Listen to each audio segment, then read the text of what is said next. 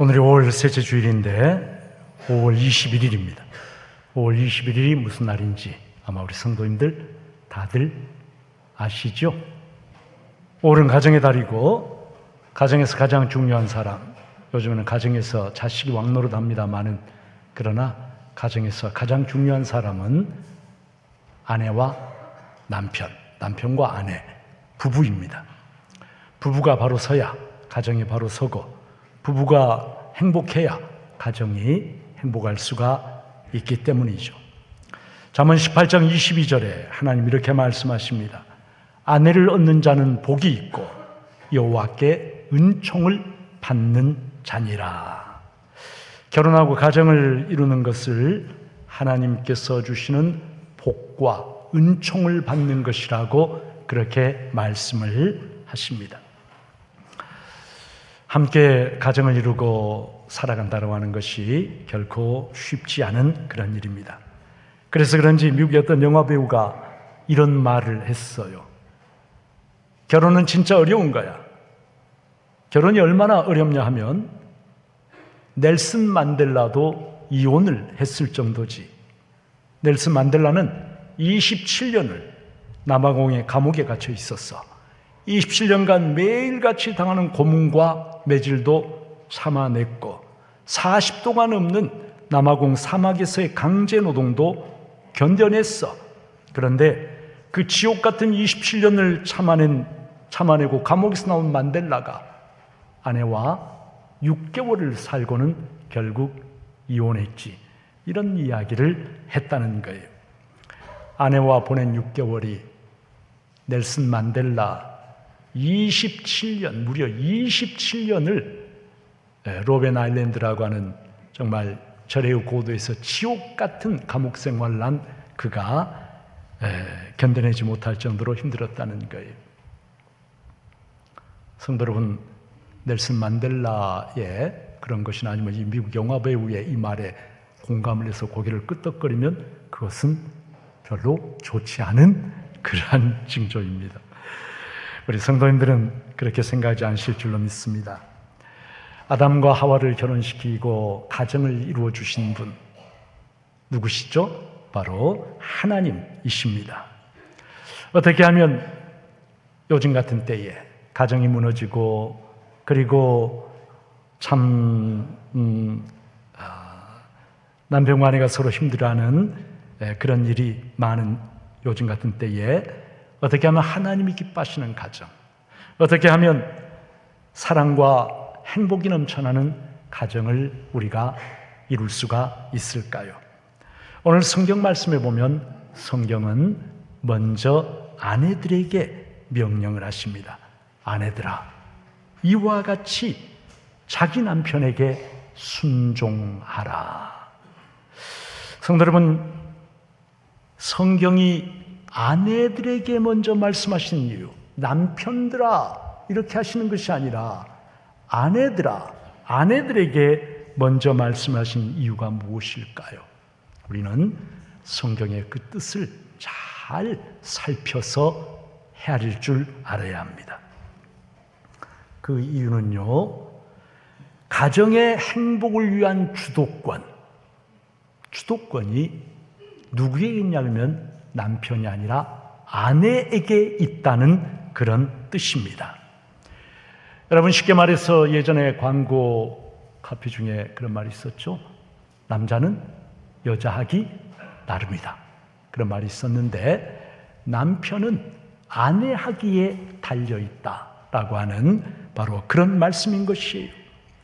이와 같이 무슨 말입니까? 바로 앞에 설명한 것처럼 그리스도께서 하나님 아버지에게 십자가에 달려 죽기까지 순종하신 것처럼 그렇게 진심으로 마음을 다하여 자기 남편에게 순종하라라고 하는 말씀입니다.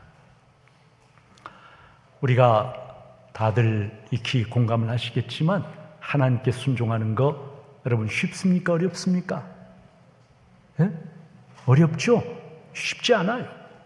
그런데 하나님이 아니라 사람, 다시 말하면 나와 똑같은 허물을 가지고 있고 심지어는 허물투성이기조차 한 남편에게 마치 하나님께 순종하는 것처럼 순종하라라고 하는 이 말씀은 불가능한 것처럼 그렇게 여겨질 수 있습니다. 정말로 어려운 일입니다. 성도 여러분, 그러나 성경이 이렇게 말씀하시는 이유가 무엇일까요? 왜 그냥 순종이 아니라 마치 그리스도께서 아버지 하나님에게 순종하신 것처럼 아내들은 남편에게 그렇게 순종하라라고 성경이 말씀을 하시는 것일까요? 여러분, 바로 여기에 가정의 행복을 위한 하나님의 설계가 담겨 있습니다. 이 순종은 사람에게 하는 것이 아닙니다. 남편에게 하는 것이 아니라 사실은 그 순종을 명하신 하나님께 순종을 하는 것이에요. 여러분, 순종하려고 하면 나를 낮춰야 됩니다. 상대방보다 더 낮은 자리에서 그를 섬겨야 합니다. 내가 내려다보면서 순종을 한다는 것은 있을 수가 없어요. 여러분, 그렇다면 어떤 사람이 자기를 낮추고 더 낮은 자리에서 섬기며 순종하는 삶을 살 수가 있겠습니까? 그것은 영적으로 더 신앙적으로 더 성숙한 사람이 그렇게 할 수가 있는 것이에요. 남편보다 더 낮은 자리, 더 힘든 자리, 겸손하게 자기를 낮추고 그 자리에 내려가서 부족한 사람이지만 하나님이 나에게 주신 그러한 남편이기 때문에 나의 진심을 다해서 그 사람을 사랑하고 섬기고 순종하는 것, 그럴 때 바로 하나님이 그 가정을 위해서 예배해 놓으신 행복이 그 가정에 임하고 하나님께 주시는 복이 임하기에 하나님께서 아내들아 이와 같이 남편에게 순종하라라고 말씀을 하시는 것입니다. 순종은요, 열등한 자리에 있는 사람의 맹목적인 복종을 가리키는 그런 말이 아닙니다. 도리어 가정을 세우신 하나님의 선하신 뜻을 깊이 생각하면서 지혜롭고 사려 깊게 자기의 남편을 섬기는 그러한 자세를 성경에서 순종하라라고 말씀을 하시는 거예요. 그리고 이 순종, 하나님께서 나에게 보내신 남편에 대한 신뢰와 사랑에서 비롯됩니다. 어떤 경우에도, 세상의 어떤 경우에도 하나님이 나에게 보내주신 남편, 내가 정죄하고 그리고 비판하고 깎아내리는 것이 아니라 어떤 경우에도 그리스도인 아내는, 성숙한 신앙을 가진 그리스도인 아내는 자기 남편을 지지해 줍니다. 응원해 줍니다. 세상 사람들이 설령 욕을 하고 등을 돌리는 경우에도 언제나 남편 곁을 지켜주면서 남편의 버팀목이 되어줍니다. 마음으로 함께 합니다. 남편의 손을 끝까지 붙잡아주는 사람, 바로 그런 사람이 성경이 이야기하는 성숙한 그리스도인 아내라고 하는 거예요. 여러분이 잘 알고 계시겠지만 제가 40살이 되었을 때 갑자기 한국 생활을 청산하고 호주의 작은 교회로 목회를 하러 가기로 결심했어요. 저야 기도하고 하나님의 부르심에 순종하는 마음으로 그렇게 결단을 했겠습니다마는, 그러나 사실 아내는 마음의 준비가 되었지 않았어요. 아내는 저도 사실은 목사가 돼서 목회를 한다는 생각을 결혼할 때 전혀 하지를 못했고 신학교 교수할 생각을 했었고, 아내도 목회를 한다 그러면 자기는 결혼 못한다고 할 정도로 저희 두 사람 목회에 대한 준비가 되어 있지 않았는데, 어느 날 갑자기 제가 한국도 아니고 호주에 작은 교회에 목회를 하겠다고 나서니 아내가 얼마나 충격을 받았겠습니까? 그러나 기도하면서 아내는 저를 믿고 제 결정을 존중해 주었어요. 난 못 가. 가려면 이혼하고 가. 그렇게 하지 않고 제 결정을 존중하고 따라 주었어요. 얼마 되지 않는 재산을 정리를 했습니다. 재산이라고 해봐야 뭐 얼마나 있었겠어요. 가난한 신학생이었는데. 그러나 그 재산을 정리해서 제가 호주에 가서 제가 가진 재산의 4분의 1을 우리 헌신하는 마음으로, 또 옛날에 내가 정말 그 자비량 선교사로 해외에서 1년을 보내기로 하나님 앞에 서원했으니까 이 돈을 첫째 주일에 하나님 앞에 바쳐드립시다 라고 했을 때, 당시 저에게 그것은 작지는 않은 금액이었습니다만 아내는 두말하지 않고 그렇게 합시다. 그래서 저희가 첫 주일에 가지고 간 돈을 달러로 바꾸어가지고 호주 달러로 바꾸어서 교회 앞에 헌금을 했어요. 한국에 돌아와서 어느 날 제가 아내에게, 여보, 내가 주님께 받은 은혜가 너무 커서 내 신장 하나를 주님께 드리고 싶소, 그렇게 얘기했을 때 아내는 무척이나 놀라고 걱정했지만 그러나 제 뜻을 존중하고 그렇게 하기로 동의해 주었습니다. 배우자의 동의가 없으면 신장 기증이 법적으로 불가능해요. 생각해 보면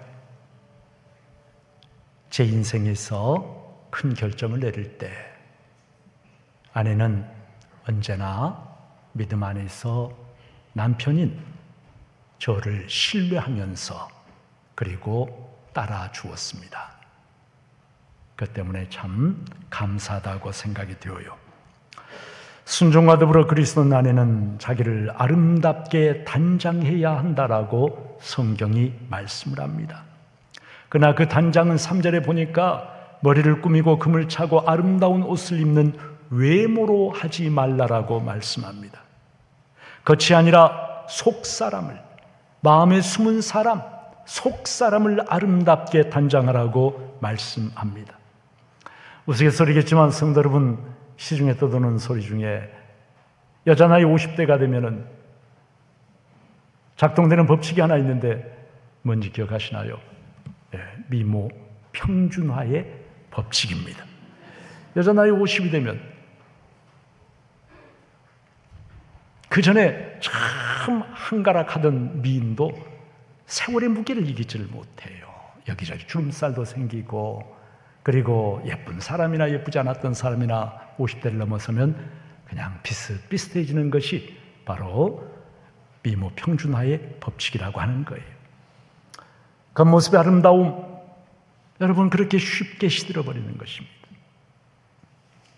그러나 속사람의 아름다움, 예수를 믿고 그리고 하나님을 신뢰하고 순종하며 섬길 줄 알고, 오늘 특별히 성경에 보니까 온유하고 안정한 심령, 부드럽고 따뜻한 마음을 가지고 세상 것들에 쉽게 흔들리지 않고 유행에 따라서 이랬다 저랬다 하지 않고 언제나 하나님의 말씀을 붙잡고 중심이 확고하고 평안을 누리며 안정한 사람, 그런 영혼을 가지고 있는 그리스도인 아내의 모습은 여러분, 시간이 지나면 빛을 잃어버리는 것이 아니라 그 아름다움이 점점 더 빛을 발하게 된다라고 말씀을 하는 것이죠. 이제 성경은 남편들에게 말씀합니다. 7절에 보니까 남편들아, 이와 같이 지식을 따라 너희 아내와 동거하고 그를 더 연약한 그릇이요 또 생명의 은혜를 함께 이어받을 자로 알아 귀히 여기라. 이는 너희 기도가 막히지 아니하게 하려 함이라 말씀을 합니다. 아내와 동거할 때, 아내와 함께 살 때 여러분 어떻게 하라고요? 지식을 따라, 지식을 따라. 성도 여러분, 이 말씀은 아내와 함께 살 때 아내에 대한 깊은 이해와 배려하는 마음을 가지고 살아야 한다라고 하는 그러한 뜻입니다. 왜 이렇게 말씀을 하시는 것일까요? 우리가 잘 알고 있는 것처럼 남자와 여자는 하는 면에서 다릅니다. 당장 외모가 다르죠. 겉모습이 달라요. 외모가 다르고, 그리고 겉모습만이 아니라 마음의 심리 상태도 달라요. 그리고 사용하는 언어가 달라요. 가치관이 달라요. 감동을 받는 것이 달라요. 다 달라요. 남자와 여자가 어떻게 얼마나 다른지, 지구라고 하는 한 별에 살고 있지만 어떤 사람은, 남자는 출신별이 화성이고 여자는 금성이다. 화성에서 온 사람 남자와 금성에서 온 여자가 지구라고 하는 별에서 같이 살고 있다. 그러니 얼마나 서로 맞지 않고 힘들겠느냐. 이럴 때 뭐가 필요합니까? 화성에서 온 남자에 대한, 그리고 금성에서 온 여자에 대한 깊은 이해와 지식과 배려가 필요하다라고 하는 거죠. 인터넷에 떠도는 이야기 중에 남자와 여자의 차이를 이렇게 이야기하는 것이 있는데, 여러분이 잘 들어두시면 큰 도움이 될 수도 있어요. 저도 공감이 많이 가는 이야기인데, 여자는 남자의 허풍에 속고 남자는 여자의 뭐에 속을까요? 네, 화장빨에 속는답니다. 네, 화장빨에 속는다.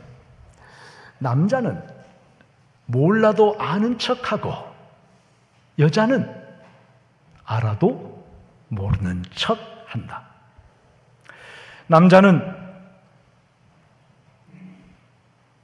여자는 몰라도 좋은 일을 너무 많이 알고, 남자는 꼭 알아야 할 일들조차 너무 모른다. 여자는 수다로 남자를 지치게 만들고, 남자는 과묵함으로 여자를 지치게 만든다. 남자가 많은 곳에서 남자가 많이 모이는데 여자가 혼자 있어요. 여왕이 됩니다. 여왕이 돼요. 그런데 여자가 많은 곳은 남자는 왕자가 되나요? 왕따가 됩니다. 남자는 누드에 약하고 여자는 무드에 약하다. 남자는 여자의 헌신적 태도에 반하는 반면, 여자는 남자의 소소한 배려에 반한다. 여러분 잘 새겨들으셔야 돼요. 큰 게 아니라 작은 사소한 그런 것들에 신경 써주고 배려할 때 여자가 감동을 받는다는 거예요. 남자와 여자가 이렇게나 다른데, 성도 여러분, 아내에 대한 이해와 배려가 없다면 어찌 두 사람이 화목하게 동거를 할 수가 있겠느냐. 성경이 오래전에 이미 이렇게 말씀을 하시는 거예요. 생명의 유업을 함께 이어받을, 생명의 은혜를 함께 이어받을 자로 알아. 우리가 서로 살다 보면은 세월이 흐르면서 처음에 매력을 느꼈던 그런 것들도 사라지고, 이제는 그냥 나이 많고 때에 따라서는 노쇠한 그런 사람으로 배우자가, 남편이나 아내가 남아있을 때가 세월이 지나면 어쩔 수 없이 그렇게 됩니다. 성도 여러분, 그럴 때 실망하고 무관심하고 그냥 닭소 쳐다보듯이 우리가 그렇게 살아서는 안 되겠죠. 성경이 지금 우리들에게 일러주시는 것은 뭐냐면, 당신의 아내, 당신의 남편은 하나님 나라 천국에서 생명의 은혜, 영원한 생명이라고 하는 하나님의 은혜를 공동으로 상속받게 될 상속자라고 하는 사실을 알라라고 하는 것입니다. 그래서 우리 그리스도인은요, 서로 현재의 모습을 보면서 낙심하고 무심하게 지내는 것이 아니라, 현재의 모습이 비록 썩 그렇게 아름답지는 못하다 할지라도 그리스도인 부부가 들어갈 영원한 천국에서, 하나님 나라에서 영광 가운데 얻어 누리게 될 영원한 생명을 바라보고 소망하면서, 그 하나님 주시는 영원한 생명을 나와 내 아내가, 나와 내 남편이 함께 상속받게 된다라고 하는 이 사실을 기억하고, 성도 여러분, 소망 중에 자기의 남편을 자기의 아내를 바라보아야 한다. 그래서 서로를 어떻게 해야 한다고요? 귀히 여기라. 영어성에 보니까 존경심을 가지고 대하라. treat with respect. 존경심을 가지고 아내를 대하라. 이렇게 말씀을 하고 있습니다. 그렇게 될 때에 너희 기도가 막히지 않게 된다. 부부관계가 좋지 못하면, 가정이 화목하지 못하면 여러분 기도생활, 신앙생활을 제대로 할 수가 없다는 것이에요. 가정이 화목하고 부부가 서로 사랑하고 서로를 존경하고 서로에게 순종할 때, 그럴 때 기도의 문이 열리게 되고, 그리고 신앙생활에 기쁨을 얻게 되고, 그리고 가정이 뭐가 됩니까? 지상의 작은 천국이 되는 은혜를 경험할 수가 있게 된다는 거예요. 물론 우리 성도님들 중에 홀로 계신 분들도 많이 계세요. 그러나 저는 그런 생각이 들어요. 부부로 이 땅에서 함께 살았다고 하는 것, 천국에 들어간다고 해서 그 관계가 완전히 해소되어 버리는 것이 아니라, 천국에 들어가도 이 땅에서, 지상에서 부부로 살았던 사람은 남다른 친밀감을 경험하게 될 것입니다. 지상에서의 부부, 하나님이 짝지어 주신 부부, 천국에서도 영원히 더 깊은 친밀감을 느끼면서 천국의 영광, 천국의 생명을 같이 누리게 될 줄로 믿습니다. 그래서 우리 성도님들, 아내는 남편에게 순종하고 남편은 아내를 귀하게 여기면서 존경심을 가지고 대하면서 함께 손잡고, 여러분 지금까지 어떻게 살아오셨어요? 함께 거친 인생의 가시밭길 헤쳐나오면서 살아오지 않으셨어요? 함께 영원한 천국을 바라보면서 여기까지 믿음의 길 같이 걸어오지 않으셨어요? 그리고 마지막까지 내 곁에 남아줄 사람이 누구인가요? 자녀들도 다 떠납니다. 마지막까지 내 곁에 남아서 마지막 내 장례까지 치러줄 사람이 바로 내 아내이고 내 남편인 거예요. 바라기는 성도 여러분, 같이 살면서 이 왼수야 하지 마시고, 여러분 원수와 왼수의 차이 아시죠? 원수는 믿고 싫으면 그냥 안 봐버리면 되는 게 원수인데, 왼수는 아무리 믿고 싫어도 어쩔 수 없이 같이 살아야 되는 사람이 왼수인데, 이 왼수야 그것이 아니라 하나님께서 내 인생에 주신 최고의 선물, 내 인생의 길 끝까지 함께 걸어갈, 그리고 천국에서도 다른 사람보다 더 깊은 친밀감을 느끼게 될 그런 사람이 바로 나의 아내, 나의 남편인 줄 깨닫고, 쑥스럽지만 나이 들고 이러면 참 쑥스럽죠. 쑥스럽지만 오늘 가정을 위해서, 나를 위해서 희생하고 헌신하면서 거칠어진 그 손 붙잡고 고백 한번 해보세요. 고맙소, 내 아내가 되어 주어서. 고맙소, 내 남편 되어 주어서. 자녀들 낳아서 이렇게 잘 길러줘 고맙고, 그리고 험한 세상에서 내 가족 부양하느라고 허리가 휘어지도록 일하면서 여기까지 함께 살아주어서 고맙소. 아무리 마음에 있어도 표현을 해야 됩니다. 감사, 사랑을 고백할 때 두 사람의 사랑이 더 깊어지고 서로를 향한 신뢰가 더 깊어지게 될 것입니다.